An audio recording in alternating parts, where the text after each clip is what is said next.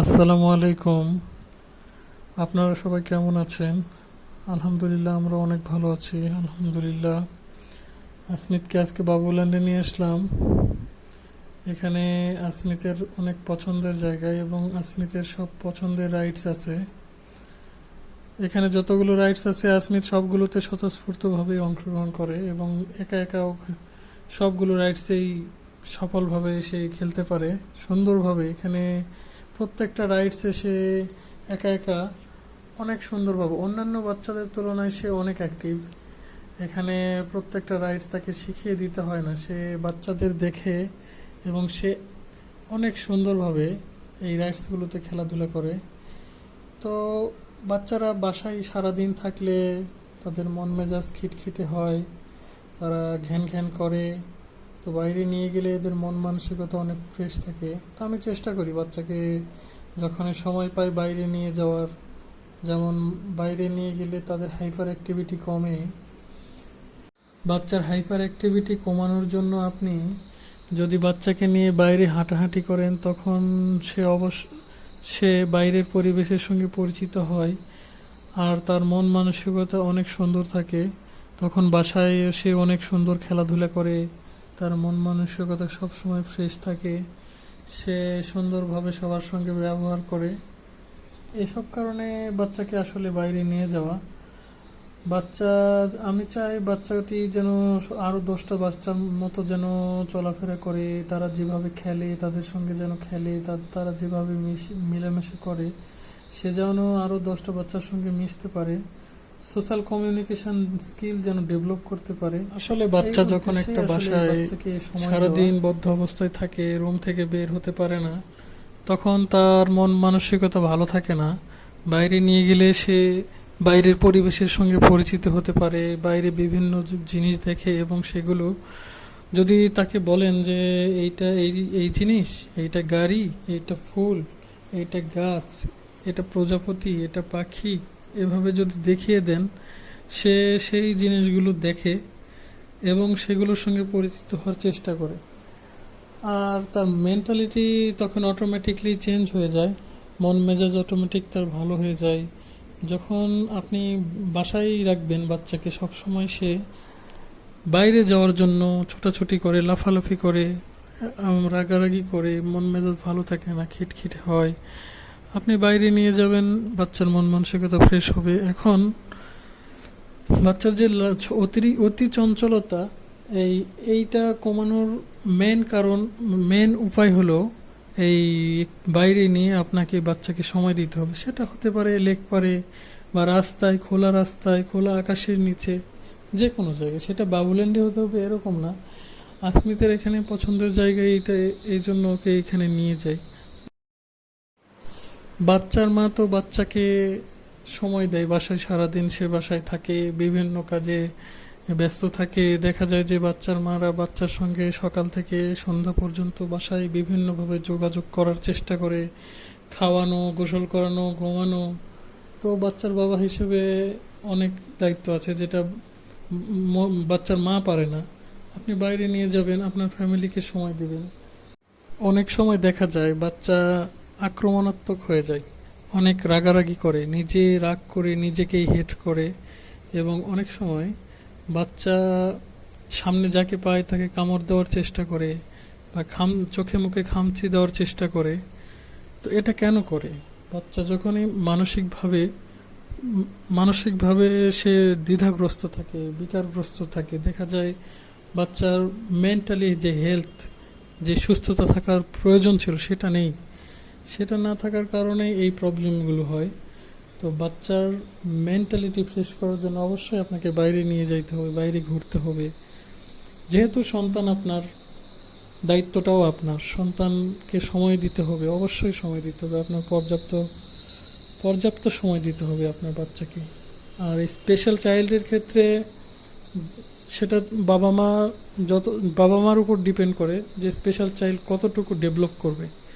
বাবা মা যত বেশি সময় দেবে এই চাইল্ডগুলো খুব তত তাড়াতাড়ি ডেভেলপ করবে। আমি আশা করি বাবা মা ডক্টরের চেয়ে বাবা মার ভূমিকা এখানে সবচেয়ে বেশি।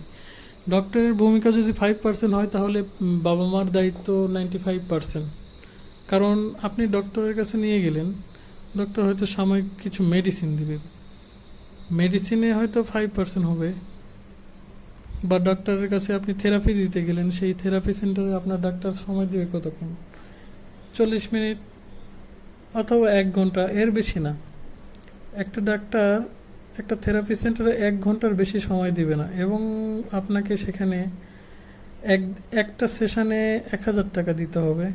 এই 1 ঘন্টার এক সেশনে যদি 1000 টাকা আপনি দেন, তাহলে আপনি চিন্তা করুন, আপনি যদি বাচ্চাকে বাসায় বাকি যে 24 ঘন্টার মধ্যে যে 23 ঘন্টার সময়টা থাকে, এই সময়টা যদি আপনি বাচ্চার পিছনে যদি ব্যয় না করেন, তাহলে বাচ্চা ডেভেলপ করবে কিভাবে? বাচ্চা শিখবে কার কাছে?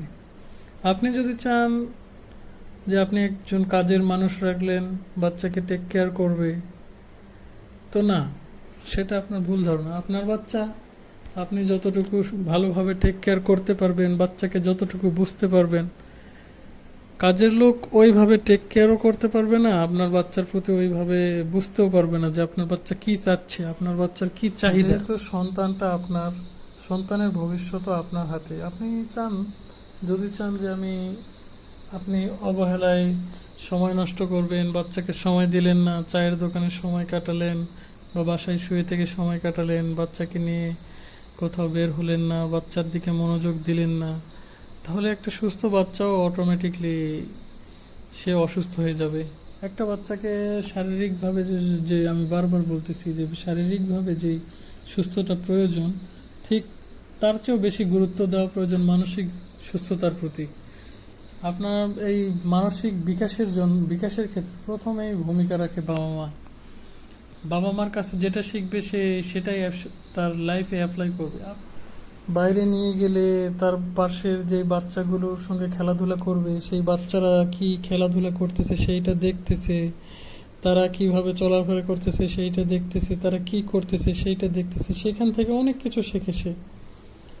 আর বাবা মার কাছেই যে শিখবে তাও না, তার সেই পরিবেশ তৈরি করে দিতে হবে। আপনি তার সমবয়সী বাচ্চাদের সঙ্গে মিশতে দিন।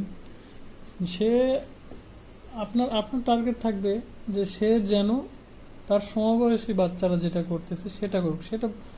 সেটা যে আমি বলবো না যে খুব ভালো একটা পরিবেশ প্রয়োজন, না, প্রয়োজন নেই। আপনি বাইরে যে কোনো বাচ্চাকে, আমি তো আমার বাচ্চার সুস্থতার জন্য বাইরে যে কোনো বাচ্চাকে যদি পাই আমি নিয়ে আসি, বাসায় নিয়ে আসি, তাকে খেলাধুলার সুযোগ করে দেওয়ার জন্য, যেন তাদের সঙ্গে যোগাযোগ করতে পারে, তার যোগাযোগের যে দক্ষতা এটা যেন বৃদ্ধি করতে পারে। যখনই বাচ্চা নতুন কিছু শেখে, কোনো বাচ্চার দেখার পর যদি শেখে, সেটা তার লাইফে অ্যাপ্লাই করে, আর অটোমেটিকলি তখন তার হাইপার অ্যাক্টিভিটি কমে যায়। দেখা যায় বাইরে একটা বাচ্চা বালু দিয়ে খেলতেছে, তো সমস্যা নেই, আমার বাচ্চা যদি শরীর নোংরা করে করবে, বাসায় নিয়ে যেতে পরিষ্কার করে দিতে পারবো, সমস্যা নেই। কিন্তু আমার টার্গেট হলো ও বাচ্চাটা যেন ও যে খেলতেছে সেও যেন ওর মতো করে খেলতে পারে। শরীর নোংরা করতেছে, করুক, সমস্যা নেই, গোসল করলে তো পরিষ্কার করতে পারবো, কিন্তু ওখানে যে একটা বিষয় শিখতেছে এইটাই মেন। যখন একটা বাচ্চা বাইরে যেয়ে লাফালাফি করবে, দৌড়াদৌড়ি করবে, খেলাধুলা করবে, তখন সে শরীরের যে স্ট্রেস এইগুলো কমে যাবে।